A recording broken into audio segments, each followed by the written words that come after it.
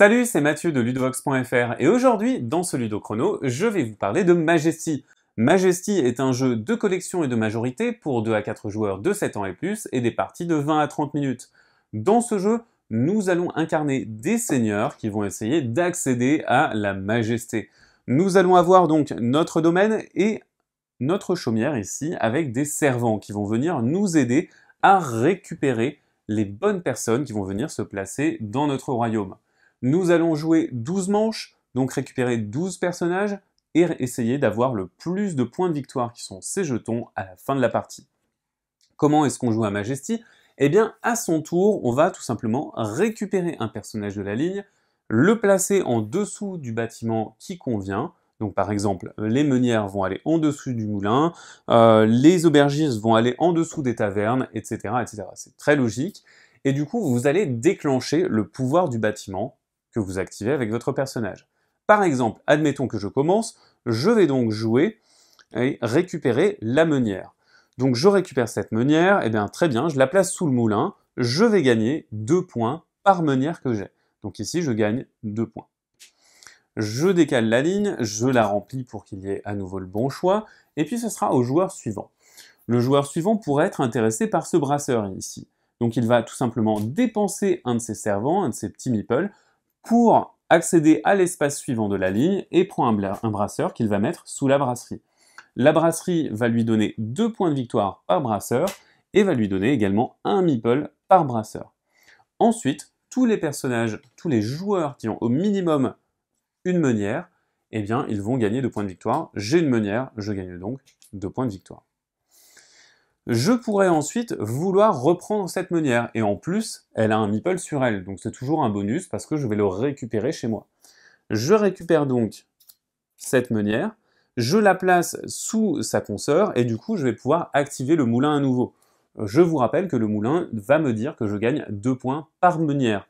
Donc ici, grâce à ça, eh bien, je vais gagner 4 points.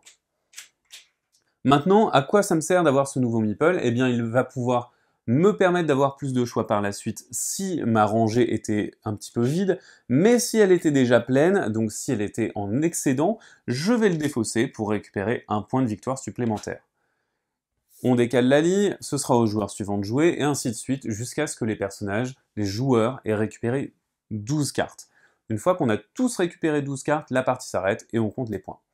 Maintenant, je vais vous expliquer des principes de jeu un petit peu plus avancés. On va avoir de l'attaque et de la défense.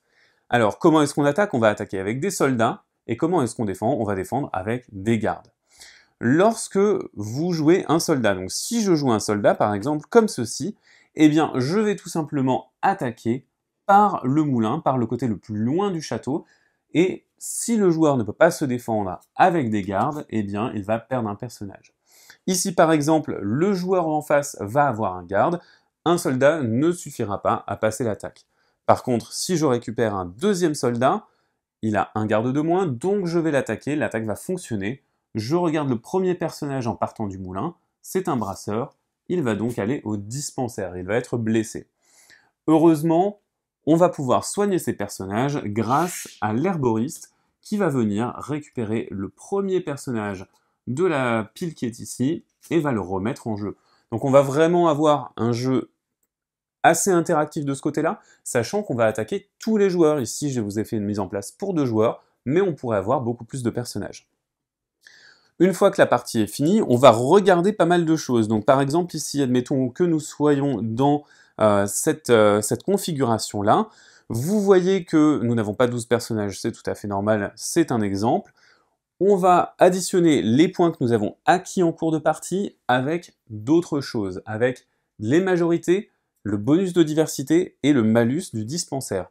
Donc tout d'abord, si nous avons des personnages dans notre dispensaire, nous allons perdre 1 point par carte dans notre dispensaire. Et ensuite, nous allons tout simplement compter les majorités. Si j'ai la majorité de paysannes, je vais gagner le bonus des paysannes. Ici, j'ai 2 paysannes, il n'en a pas, je gagne 10 pièces. Même chose pour les brasseurs, il a le plus de brasseurs, il va gagner 11 pièces. Donc tout ça est bien entendu indiqué sur les cartes, et du coup, vous allez faire ça pour toutes les catégories de personnages, sauf bien entendu ceux qui sont dans le dispensaire puisqu'ils sont malades ou blessés. Ensuite, vous allez avoir ce qu'on appelle le bonus de diversité. Vous allez gagner un nombre de points de victoire qui vaut le nombre de familles que vous avez au carré. C'est-à-dire que ce joueur va avoir 3 familles différentes, il va gagner 9 points. J'ai 4 familles différentes, je vais avoir 16 points, et ainsi de suite. Donc vous additionnez les points de victoire du cours de partie, les majorités, le bonus de diversité, le petit malus de dispensaire, vous calculez les scores totaux, et le plus grand l'emporte. Voilà, vous savez à peu près tout sur Majesty, donc c'est vraiment un jeu où la stratégie à court terme est très importante car elle va vous permettre d'activer des bâtiments qui vous donnent des points de victoire, qui permettent de récupérer des personnages, d'en attaquer d'autres, etc.